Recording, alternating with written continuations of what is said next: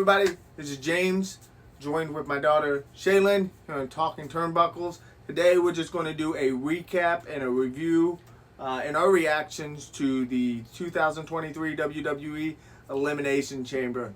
Going through the match card, me and my daughter Kyra did a preview and prediction show earlier this week, and you can go check that out. But now I'm joined again with Shaylynn, and we're just going to go through our thoughts. We'll go straight into it. The first match was the Women's Elimination Chamber. It had Liv Morgan, Asuka, Raquel Rodriguez, Natalya versus Carmella and Nikki Cross. First question is your overall thought of the match. Going into this match, I back in the day, women's matches were always, that's when you go get the popcorn and refreshments. But, in the past 10 years, the women's evolution, the women's matches are the ones that I am always excited to watch. Just the athleticism and the guts, and they just go all at it. I was expecting a lot out of this match. This one kind of ended a little quicker than I thought. I think the results, if you watched the preview show yesterday, I picked Asuka to win the match. Kyra picked Raquel, but I wasn't surprised I was surprised that it was Carmella was the last one in there with Asuka, but I wasn't surprised. But my overall was, I liked the match. I think I was just expecting a little bit more because they always give so much more. I think they just set the bar so high, and they set my expectations so high, and it's kind of on me. What about you? I wasn't disappointed in it, but I think a lot more definitely could have happened, especially with the women that were in the match. Going back to the last one, to be in the fact that this was the only women's match on the card, excluding that Beth Phoenix was in the mixed tag, I was hoping that they'd give them a little more time and kind of ended quick and stuff. But as far as the outcome, no, Asuka was the one. Who did you think was going to win? Personally, in the back of my mind, I kind of thought that Asuka was going to win just because ever since Royal Rumble, she's had this, I guess it's not new. It's like her whole... Yeah, so they presented her as that, and then even when they started the match, at the beginning, they talked about how dangerous Asuka is with this new, this like old personality that she's bringing back, and yeah.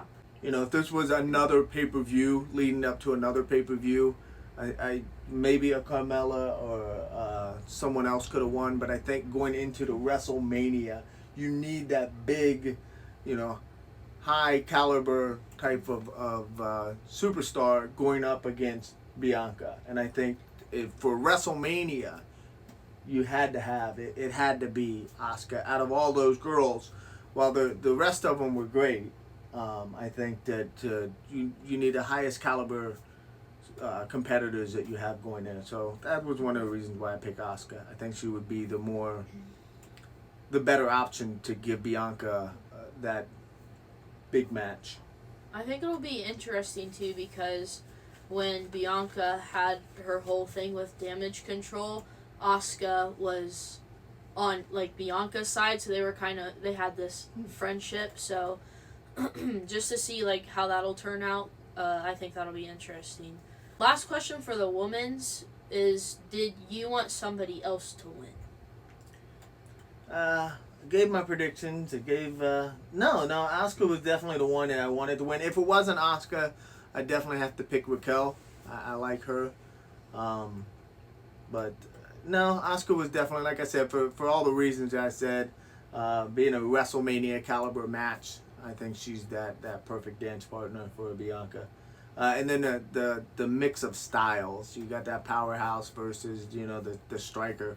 I think that'd be a good mix. What about you? I was really hoping that Liv Morgan would win, just because I'm biased and I love Liv Morgan. So I was going into the match hoping she would win, especially because they've built her up more since Royal Rumble, because she was the second person in, and then one of the last to leave. But Yeah, so I was hoping she would win, but she didn't, so I was pretty disappointed. I think Liv has had. I think Liv, the chase was so exciting for Liv when she won the Money in the Bank, and then after winning that Money in the Bank, cashing it in, and then she finally got the title. Kind of got stale after that, and the fans kind of dropped off. But I think she still has the fans behind her, that chase. But again, going into WrestleMania, I think you need that big name. Next match was the Brock Lesnar and Bobby who? Lashley. First question for that was, again, going into the match, who did you think was going to win? Going into the match, I thought either Brock Lesnar was going to win or it was going to be a no contest. They were probably going to take it out of the ring. It's going to be it wasn't one of those no disqualification match. So it was going to be some kind of hodgepodge finish. But I thought Brock was going to win. What did you think about the overall physicality of the match? Well, you got two big behemoth men going at it like that. It was going to be a physical match. Who's going to outpower who? It wasn't going to be your flippy floppers, as Braun Strowman would say, right? It was just going to be two big meaty men slapping meat. And I was hoping that it would be more physical. I was hoping that we would just kind of. I didn't like the finish. The disqualification, but I think it has to kind of happen that way because this is a WrestleMania match. This is a match that we've been clamoring for, and we got some variation of it, but we haven't had the full Brock and Bobby experience that I think they can give us. So again, that's why I kind of thought that it was going to be either disqualification or some hodgepodge double count out, or Brock wins. Just because for the other two times that they've encountered each other in a match, Bobby's won, or Brock has won, but Bobby still had the upper hand even in defeat. Bobby's eliminating him in the Royal Rumble. So I think it was Brock's turn to get his in on that one. But ultimately, I think this is one of those things that you had to have a hodgepodge finish for this to carry this one to a WrestleMania. This is also a WrestleMania match. Now, the one thing that throws a monkey wrench in there is that promo that Bray Wyatt threw in there Friday night. I'm kind of confused by that. I don't think we need to get there. But he said he specifically called out Brock and Bobby. He said, whichever one of you win, run. I don't know what that leads to after this match. But ultimately, I think Brock and Bobby need to have one more match, and that needs to be at WrestleMania. Yeah. I was kind of hoping for a little more when it came to like the big stuff, like throwing people through tables and everything like that. But it does make sense for them to kind of like end it early, just like to carry the story on. So I get that, but I was hoping for a little more from them, again, just because they're big men, so you kind of want to see them like destroy each other. So yeah. Like Thanos and Hulk. Yeah. I think it ultimately, again, the monkey wrench is Bray Wyatt's involvement, but ultimately I think, especially with the teased and the little the Hurt Business getting back together, that was one of the reasons why I thought Brock Lesnar was going to win. If anyone was going to win, it was going to be Brock Lesnar, because then it would give Bobby more reason to get back with the Hurt Business and to kind of reestablish himself as the dominant, almighty Bobby Lashley to go up against Brock one more time. But it has to lead to another match, right? It can't just finish with this. So, again, as much as I didn't like the finish, I think that was a good finish for this to lead up, to keep meat on the bone. Yeah, I just hope when they have their, like, final match eventually, like, down the line, it'll be something really crazy, because if not, it'll kind of be disappointing, because, again, big men, so you kind of want them thrown through walls and hit upside the head with chairs and stuff. So I think Brock should get in his tractor again and lift the ring up. yeah, something crazy like that. Next match is the Edge and Beth Phoenix versus Finn Balor and Rhea Ripley. Who did you think was going to win? Going into this one, I thought that because Rhea Ripley is headed to WrestleMania to fight to wrestle Charlotte Flair, I thought that it was going to be Finn Balor and Rhea were going to win. I thought that they were going to keep Rhea looking strong, looking like that dominant force, and she can't go into WrestleMania losing. Albeit it's a tag team match, she didn't get the pin. She didn't take the pin or anything like that. But I thought they were just going to keep her looking strong. So yeah, I was kind of surprised that Beth and Edge won the match. I thought that by Finn and Rhea winning the match, it would set up a continuation of the feud between Edge and the Judgment Day. But now that Edge and Beth had won, do they continue that feud? And if so, for what reason? Edge had his final, Edge ended up with the upper hand. So how do you continue that feud? I think there's still meat on the bone. I think, given that the fact that we're in WrestleMania season, we're in the road to WrestleMania. Edge is just that big high caliber superstar that you want on that card. That we already know that Rhea Ripley's involvement is away from that. She's against Charlotte for that. But there has to be more between them, or else what is there for Edge? Yeah, it's hard to know what'll happen now since Edge and Beth did win. Do you think Rey Mysterio will play a part in this story in the future? I knew that was the next question. That's why I tried not to. I did a good job. I didn't get ahead of myself on that. Wow. One. I think ultimately, I thought during the match at one point when Dominic got involved and he got a little too involved, I thought that maybe at that point that's when Ray was going to come out and give that boy his come up and set up the match. I think that's the match we all want to see at WrestleMania is Ray versus Dom, and it might be a match between Dominic and Ray, or it might even be a tag match. Maybe it's Finn Balor and Dominic versus Ray and Edge. You might finally get that. I don't know how they tell that story, but I overall I thought that we were going to get the 619 coming out there last night. It's interesting to see what will happen between those two because it's in question right now between Dominic and Ray. And that's really something you want to see because, you don't really know what's happening right now, and I'm sure it's a question that a lot of people have. So, I'm hoping he does play a part of something between Dominic in the future. So, next match is the men's Elimination Chamber.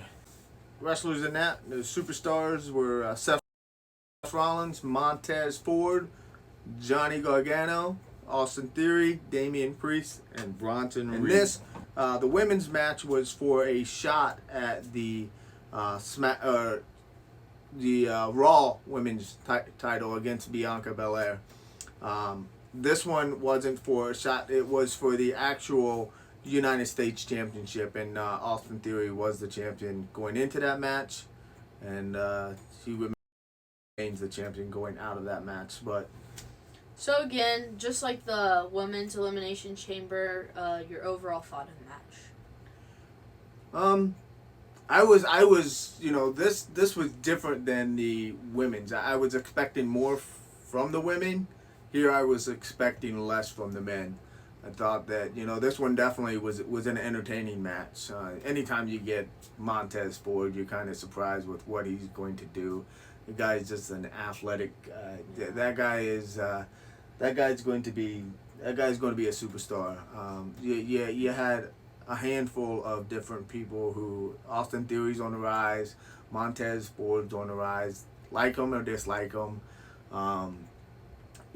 You had your newcomer, you had your Bronson Reed, you had your Johnny Garganos, which the fans love him. He's the underdog. You had your your 5-star player, Seth Rollins, which anytime he's in a match, that's a 5-star match there. I don't care who you put him up against. That's why I'm curious. I can't wait to see the Logan Paul match.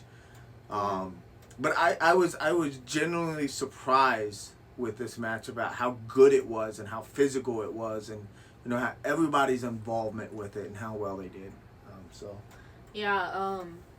I was not disappointed at all with this match.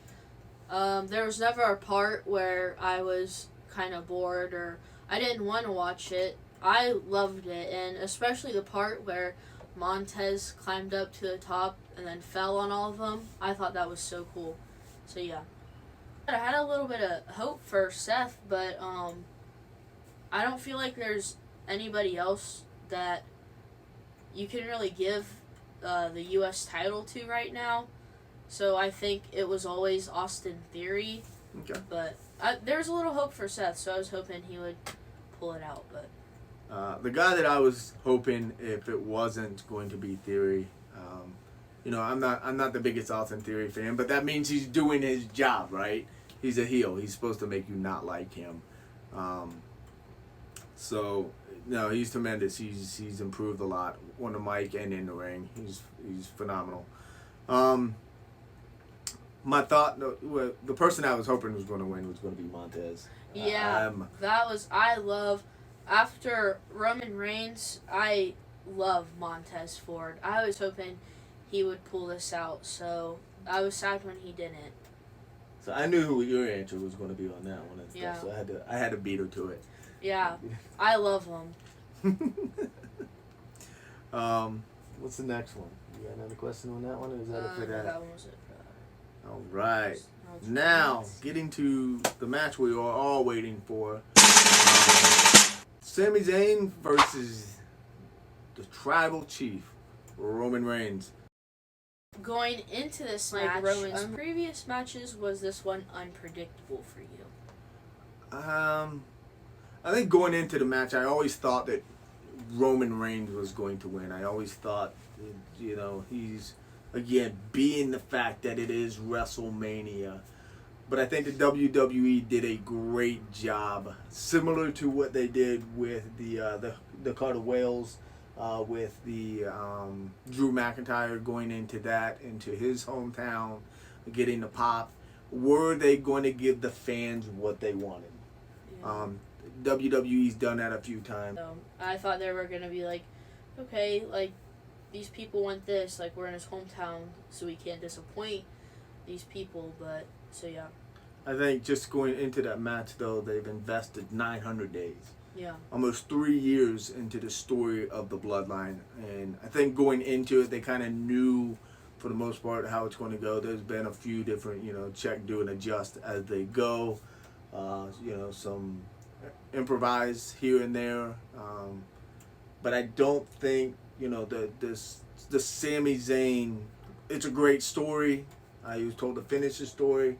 But I don't think that you totally just switch ships and get away from what your ultimate goal was for this story just based on this. You've invested. If it was like a year, or if it wasn't such a monumental milestone to get to this point, but the investment that they have with the Bloodline and the Tribal Chief and making him not being pinned for 3 years, and I didn't know if there was going to be involvement with other people that was going to change the outcome of the match in some way, somehow, to make it a triple threat match going into the WrestleMania. But ultimately, I thought that Roman Reigns was going to come out on top, or not lose the titles, I should say. Yeah, I don't know how they would play that out, especially with his match against Cody, for the titles. So, knowing the Bloodline was going to be involved somehow, what did you think about their involvement? More importantly, Jay's with Roman. Kind of knew. I didn't know just because of the the promo with Paul Heyman telling the Usos to stay home. I didn't know Solo was going to show up or what was going to happen. There was reasonings before of why the Usos were not allowed to be there, but obviously they lifted those or made an exception for those. So seeing Jimmy come out, I think, with the rumors, hearing the rumors, listen to all the other podcasts, and the rumor is that, Sammy and Kevin Owens are going to team up against the Usos at WrestleMania for the Tag Team Championship. With those rumors, if those were going to be true, how do we start to tell that story? How do we start to do that transition? The thing that's always up in question right now is Jay. Him going into it, him coming out was going to be the deciding factor. Jimmy coming out and doing all of that. I thought KO was going to come out sooner to set up maybe Jay coming out to defend his brother. Maybe not to defend Roman Reigns, but his brother. Yeah. But we ultimately knew after I seen Jimmy come out, I knew Jay was going to come out and he was going to be the deciding factor of that match. Yeah, I thought it was cool how they kind of recreated what Sammy did to Roman. Not fully, but like the things leading up to where Sammy hit Roman in the back. I thought it was cool how they had even the same video angle to where Jay was behind Roman with the chair. So, yeah, I really didn't know it was going to happen. I really thought that he was going to hit him, so, yeah. You stole my thunder. My bad. No, I thought it was really cool because they did the same thing with Jay, except Jay... Well, he took the chair from Jay, right? Yeah, he took it back from him. He took it. So, yeah. Do you think there is more of a story to be told with Sammy? The fans love it. I think you gotta... I love the fact that... I said this again yesterday, repeating myself, but anytime that Roman Reigns has gotten the ring with somebody, he's made that person look great. I think Roman Reigns deserves a lot of credit because he gives just as much as he takes. He doesn't go in there. It's not typically a squash match. He allows his counterpart to have the offense. He allows him to look good. I think the only person that didn't look better coming out of the match and going in was probably the Finn Balor. But every other opponent, even the Logan Paul, you can't say enough about, you can't give Roman enough praise about, being a perfect counterpart for that person. I think, given all of that, Sammy looked great. And you finish watching the show and you've seen his reactions and all of that. I think Roman's interactions with Sammy's family and everything. Yeah, I thought that was pretty cool. Yeah, that was a cool thing to see. I thought that was pretty cool. I think there's still story to be told because I think you still the fans want that, right? And the fans you left the fans going home happy even though their guy didn't win. They had the last laugh. So I think there's still more meat on that bone with Sami Zayn. I don't think there's ever really a closing point to that match. And especially with, I felt like if anything, there were more questions, especially with Jay coming out, and then you had KO coming out. So instead of, closing it and making it seem like the end, instead, you kind of added more points to it. I agree. I think you have more question marks than you have answers, but I think that's what makes the Bloodline stories, the investment in the Bloodline story, the interest in the Bloodline story. Just when it seems to be getting stale, they give you something else that makes you, oh wow, I need to tune in again. I need to figure out what's going to happen next.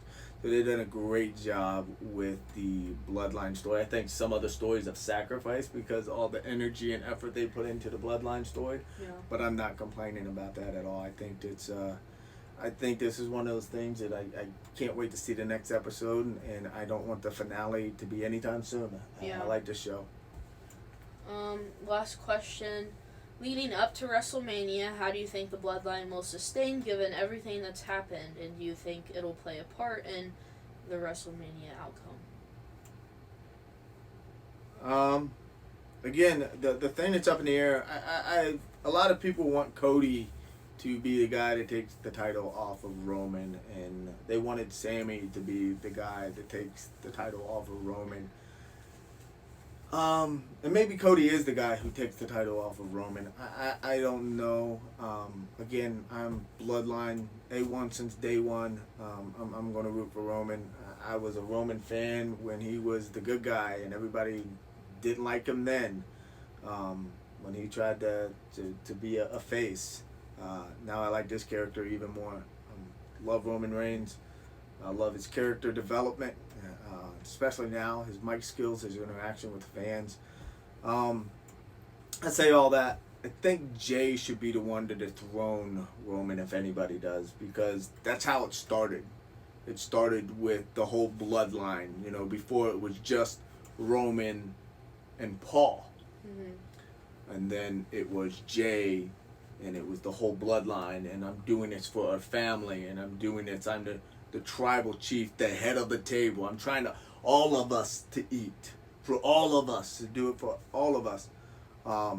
And it started with them too, and it started, and then Jimmy was thrown into the equation with the I Quit match, and that's the only reason why Jay quit, is to save his brother. Roman had him in the guillotine lock, and that's the only way that Jay quit. I think that this is where maybe Jay looks at this and says, you manipulated me, you've done this to me the whole time and stuff.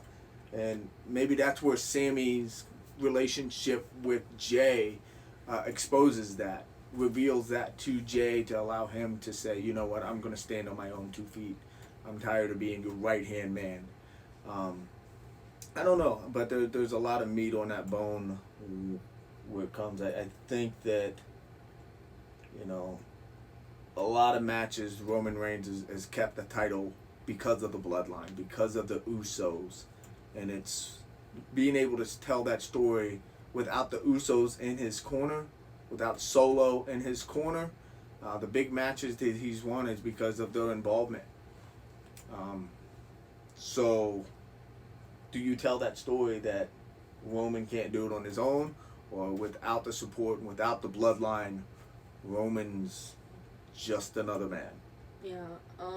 So if Jay and Roman, do you ever have a match? I'm just curious to see what part Jimmy will play in that, along with Solo too, who they'll side with in the end, if there ever was, or is another real feud for sure between Jay and Roman, who is the bloodline gonna side with? So that's another question. And there's always that lingering factor that, everybody wants to see one more time, to hear the, if you smell what the Rock is cooking, everybody and I was hoping that would happen at Royal Rumble. I was hoping that somehow we get it. This would have been the perfect WrestleMania.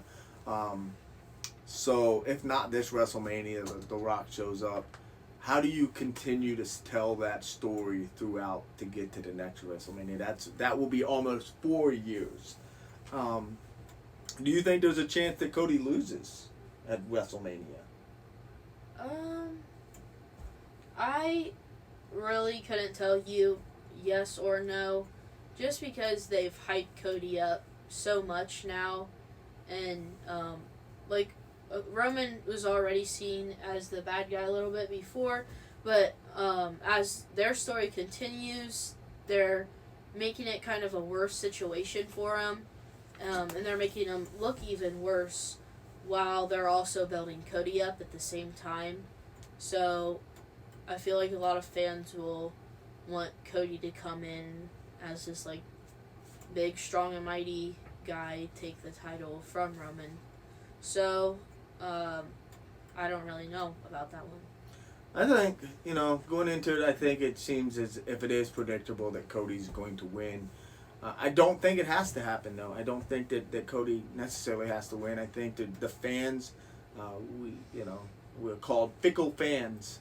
And I think everybody loves the chase. I have mentioned that with the Liv Morgan, even with the Big E here recently. Everybody loves the chase of them trying to get to the title and them chasing to get to the title. But once they get that title, it gets stagnant. Where do they go? There's no more story to tell. They told their story. I think with the Cody Rhodes telling his story, that's part of it. It's a chase is to, the legacy of the Rhodes family and his dad and everything. And once he gets that title, well, it will be a great story. Turn it to the Winged Eagle. That's my favorite title. Does it have to happen right now? I don't know if that necessarily has to happen right now. I think it would be, I think it would be nice is if Cody would finally lose a match. He hasn't lost since he's been in the WWE. Maybe let him lose or something that allows him to not get the titles, that makes that chase even more, that gets the fans behind him even more, makes them more hungry, makes them work a little bit harder. So I don't necessarily, I think it seems predictable. I think we all kind of think that, Cody is going to win because it's inevitable that Roman's going to finally lose. But does it have to be now? I don't think it has to be now. I don't think that you need to finish his story now. I think to keep the fans going and the momentum in Cody Rhodes, I think to keep that chase, have to work a little bit harder. Oh, this guy is tougher. Makes Roman look even tougher. So when Cody finally does take him down, it's only going to elevate Cody even more. So I think that'd be good. Is let Roman win this one. I guess that kind of does make sense because he just came back, and then to get the titles this early, it's like, oh, he came back. Now the story's over. Yeah. You can't. There's nothing that really happened. And then I think Cody would be a great champion. I think he'll carry it with much pride. He's the inevitable. He's the face of the WWE, the future face of the WWE. But I just think you slow down the story a little bit more, and let it play out. And then again, because you still have the bloodline story. What was the original conclusion? I think you stick to the game plan there. So I think that's our review and our results and our reactions to it. Keep tuning in for more wrestling talk, talking turnbuckles, where we just kind of do all kinds of different things. We talk about Raw, SmackDown, the premium live events, whatever, whenever. We'll just talk about wrestling, our favorite thing, sharing our passion for this thing that we both love. So, later.